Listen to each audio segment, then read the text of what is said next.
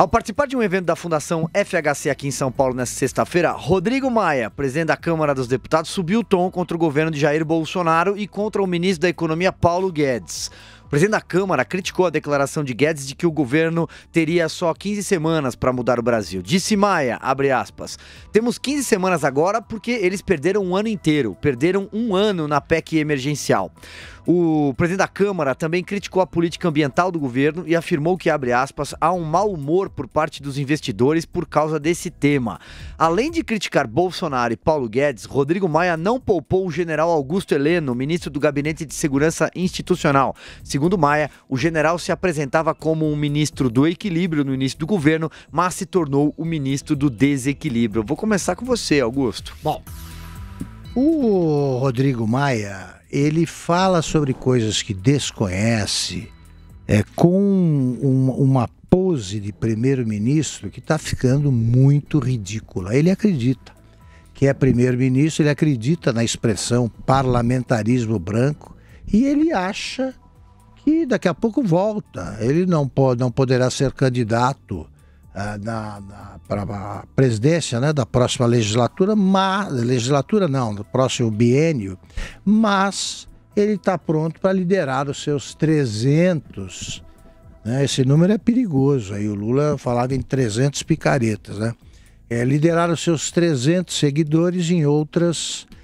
campanhas no Congresso, porque esse aí, numa eleição majoritária, vai repetir o fiasco que protagonizou quando foi candidato a prefeito do Rio ao lado da filha do Garotinho, que é a deputada lá, eles tiveram 3%, negócio absolutamente desprezível. Bom, vamos lá.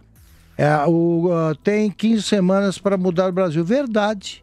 É só ver o que trabalha o Congresso. Ano eleitoral, a Câmara não funciona. Eles estão lá para pegar dinheiro, mais além do fundo eleitoral, para gastar com os seus candidatos a prefeito, que os ajudarão a permanecer no Congresso, na Câmara, se possível, eternamente.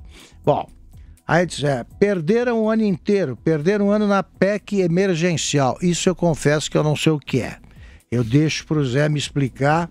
É o consultor-geral da República e ele fala por mim.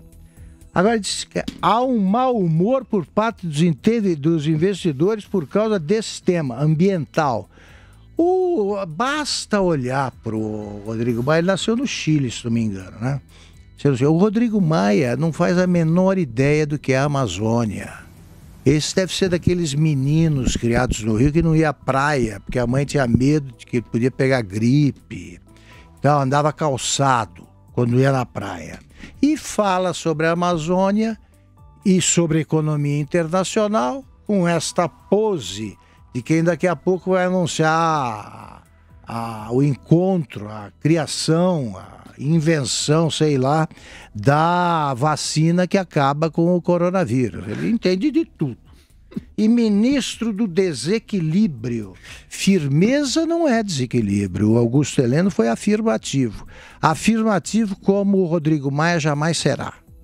Zé Maria vai esclarecer, mas salvo engano, a PEC emergencial é aquela que autoriza corte de despesa em caso de crise financeira. Augusto, agora só um detalhe, passando a bola aqui para o Zé. Por isso que eu gosto desse programa, porque eu aprendo. O Zé vai explicar melhor do que eu. Isso é só uma síntese, vamos dizer assim. Mas, o Augusto, algo que me chama a atenção, passando, repito, a bola para o Zé Maria, eu desconfio, eu fico com uma pulga atrás da orelha de político que tem mais voto dentro do Congresso Nacional, você citou os 350 que o Centrão e companhia reúnem a favor do Rodrigo Maia, etc., do que voto na rua, do que eleitor. Porque eleitor, ele não tem. Com você, ele não tem. Zero. Ou então a gente pode repetir o desafio para ele, final de semana chegando, ele pode andar ali pela orla do Rio de Janeiro, praias maravilhosas, e mandar foto, postar foto nas suas redes sociais ao lado do seu eleitorado, dos seus apoiadores, né? Quem são os apoiadores do Rodrigo Maia? Diga lá, José Maria Trindade. Viva. Ô Silvio, olha, Augusto, esta PEC, né, proposta de emenda à Constituição, foi apresentada pelo presidente Jair Bolsonaro e aí o Rodrigo Maia já ficou cismado, ficou com ciúminho. Sabe por quê? O presidente, se ele apresentasse a PEC, ela entraria pela Câmara dos Deputados. Quando é o rito, né? É o regimento interno. Quando o presidente apresenta uma PEC, entra pela Câmara. Conhecedor da resistência do presidente da Câmara ali, e o que ele fez? Levou para o Senado e não assinou. E aí líderes do Senado assinaram a PEC da emergência, e aí ela entrou em votação pelo Senado Federal e depois vai para a Câmara dos Deputados. Inverteu a ordem. E aí provocou a ira do presidente. Na época ele... aí ele bateu na mesa e tal. E o conteúdo dessa... o conteúdo dessa PEC é interessante.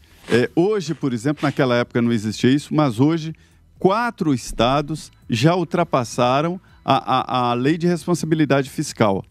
A lei de responsabilidade fiscal proíbe que um governante gaste mais do que 60% da receita líquida do Estado. Ele não pode ser gasto em folha de pagamento. E isso está acontecendo em Minas Gerais e mais 3 outros estados, né? Imagina os municípios por aí, estão cheios, né? Acima da lei de responsabilidade fiscal, que é crime de responsabilidade. E o que essa PEC propõe? Que quando houver uma emergência econômica, você pode reduzir a carga horária e reduzir os salários.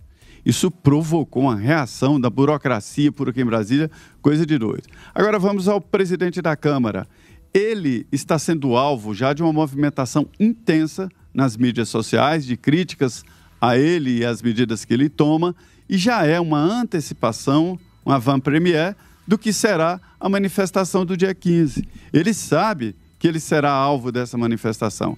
Então ele coloca ali, entra nesta rota de colisão com o presidente Jair Bolsonaro como uma vacina, está tentando se proteger, dizendo, olha, estão me atacando, eu estou aqui no meu canto. Não, há muito tempo que ele faz resistência às propostas do presidente Jair Bolsonaro no Congresso Nacional, só que agora ele foi muito mais explícito.